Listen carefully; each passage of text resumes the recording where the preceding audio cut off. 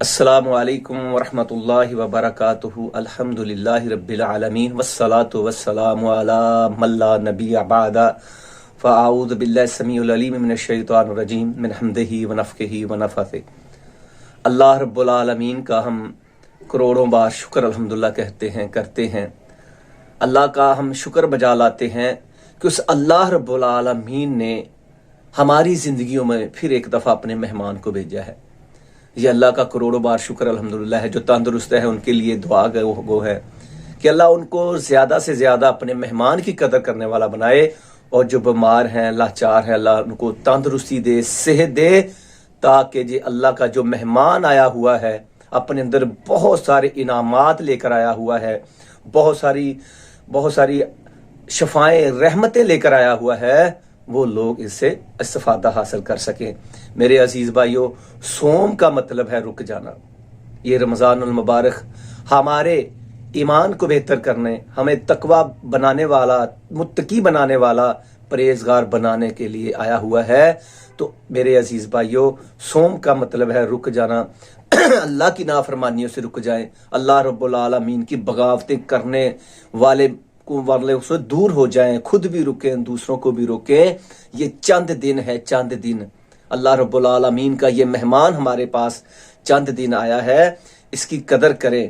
اللہ کی قسم، اللہ رب العالمین کا عذاب بڑا سخت ہے۔ ہمارے ملکی حالات تو پہلے ہی بہت ناگزیر ہے، جس کو بھی دیکھو وہ پریشان ہے، جس کو بھی دیکھیں وہ پریشان ہے۔ تو یہ رمضان المبارک ہمیں اپنے اللہ رب العالمین سے، ہمیں اپنے پیدا کرنے والے کے ساتھ جوڑنے کے لیے آیا ہوا ہے۔ تو آئیے اس رمضان کی قدر کریں، سحری کھائیں۔ پیارے پیغمبر صلی اللہ تعالی علیہ وآلہ وسلم نے فرمایا سحری افطاری میں برکت ہے۔ سحری لازمی کریں، اٹھیں، روزہ رکھیں، نفل پڑھیں، قرآن پاک کی زیادہ سے زیادہ تلاوت کریں، قرآن پاک کو زیادہ سے زیادہ پڑھیں۔ اسی رمضان المبارک کی آخری جو 10 دن راتیں ہیں، اسی میں یہ قرآن پاک نازل ہوا ہے۔ یہ اللہ رب العالمین کا کلام ہے، اس کو پڑھیں، اللہ رب العالمین کے کلام کو سمجھیں۔ اگر آپ نے تلاوت کرنی ہے تو آپ جتنا مرضی پڑھ سکتے ہیں، آپ 1 دن میں 2 دن میں قرآن پاک ختم کر سکتے ہیں، جس کو اللہ نے ہمت دی ہے۔ ہاں، اگر آپ نے اس سے موتی حاصل کرنے ہیں، جواہرات حاصل کرنے ہیں، وہ 3 دن سے زیادہ اجازت نہیں ہے۔ جس طرح ہم ایک سمندر میں گرائی کرتے ہیں نا، ایک سمندر میں ایک غوطہ خور جاتا ہے، وہ نہاتا ہے، نہا کے باہر آ جاتا ہے، وہ ٹھیک ہے۔ ایک وہ ہے جو اس سے موتی حاصل کرنا چاہتا ہے، جواہرات حاصل کرنا چاہتا ہے، کوئی چیز حاصل کرنا چاہتا ہے سمندر سے، اگر وہ غوطہ لگا کے فوراً آ جائے گا، وہ کچھ حاصل نہیں کر سکے گا۔ اسے پھر وہ غوطہ لگا کے گہرائی میں جانا پڑے گا، جواہرات کٹھے کرنے کے لیے، موتی کٹھے کرنے کے لیے۔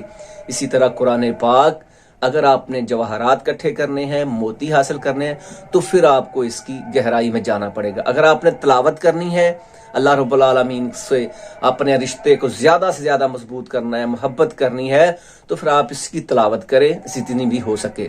امام بخاری رحمۃ اللہ علیہ کے بارے میں آتا ہے، وہ 41 دفعہ رمضان المبارک میں قرآن ختم کرتے تھے، 41 دفعہ۔ اسی طرح صحابہ کرام کا شوق ہے، ذوق ہے۔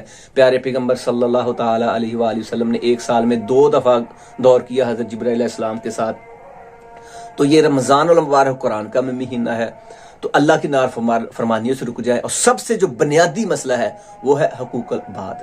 اپنے رشتہ داروں سے ملیں، اپنے رشتہ داروں، یاروں، دوستوں، ہمسائے، جس سے بھی آپ ناراض ہیں یا کوئی آپ سے ناراض ہیں، اللہ کی قسم کھا کر کہتا ہوں، بہت بڑا یہ مسئلہ ہے، بہت بڑا مسئلہ ہے۔ امام بخاری رحمۃ اللہ علیہ اپنی صحیح بخاری میں 74-92 نمبر حدیث لے کر آئے ہیں کہ جو لوگ اپنے رشتہ داروں سے ناراض ہیں، قطع رحمی کر کے بیٹھے ہوئے ہیں، پیارے پیغمبر صلی اللہ تعالی علیہ وآلہ وسلم کا فرمان ہے، ان کے اعمال اللہ کے یہاں پیش نہیں ہوں گے۔